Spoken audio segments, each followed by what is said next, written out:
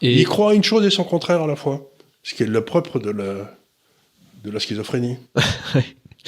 Et est-ce que on risque pas de se brouiller quelque part aussi un peu avec les Américains? Je me dis, là, la prochaine fois qu'ils voient Biden, bon, si tant est que Biden soit un peu lucide pendant une partie de la rencontre, ce qui est pas donné.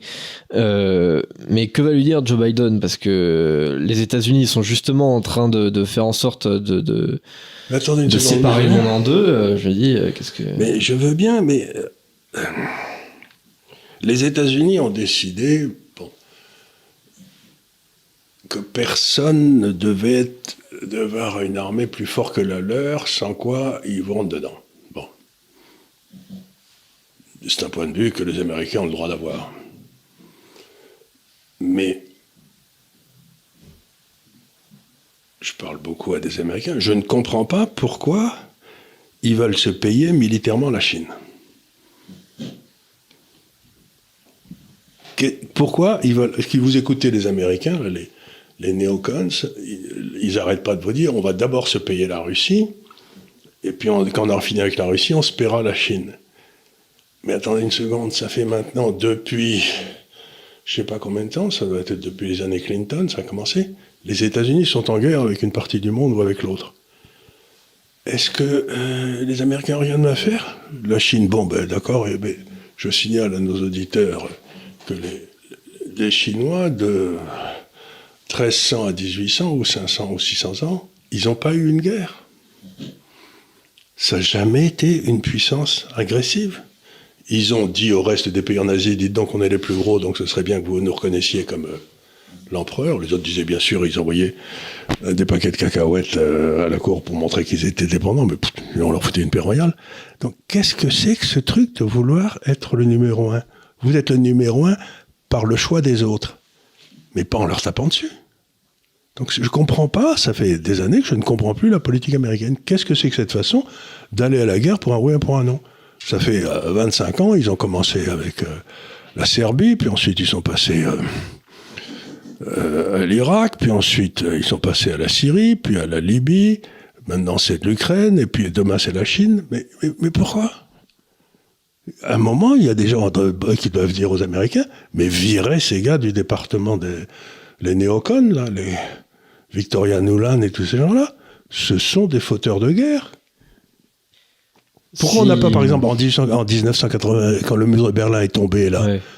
Les Russes voulaient rentrer dans l'Alliance Atlantique et dans l'Europe. On serait beaucoup mieux si on les avait laissés faire. Oui, clairement, ouais. Rien du tout, ils ont voulu se payer la Russie à tout prix.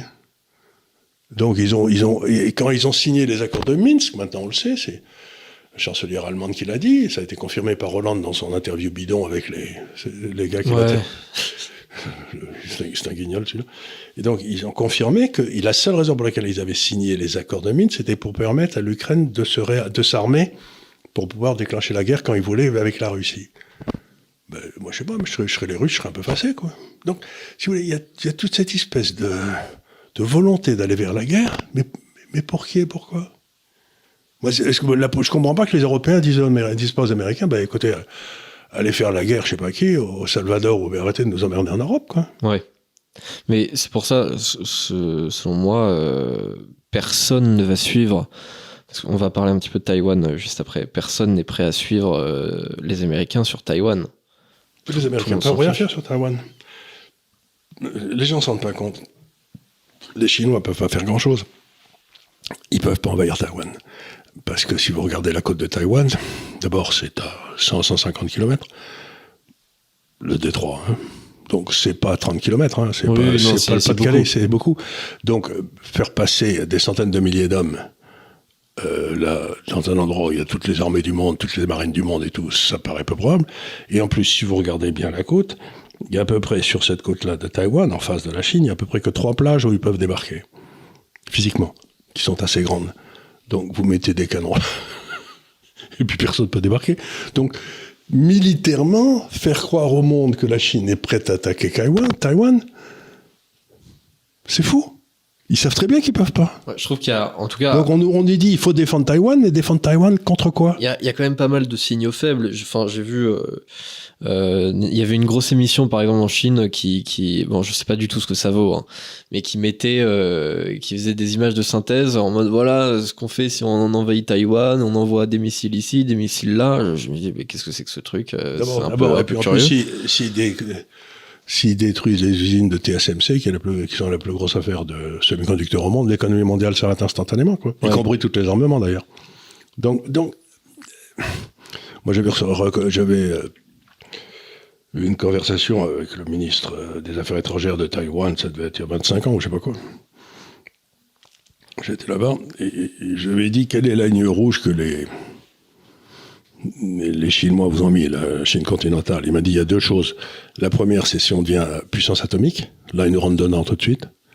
Et la deuxième, si on proclame notre indépendance. Ils nous rentrent dedans tout de suite. Mais il est parfaitement admis qu'un jour, on se réconciliera, mais que ça sera peut-être dans 30, 40 ou 100 ans. Ils s'en foutent.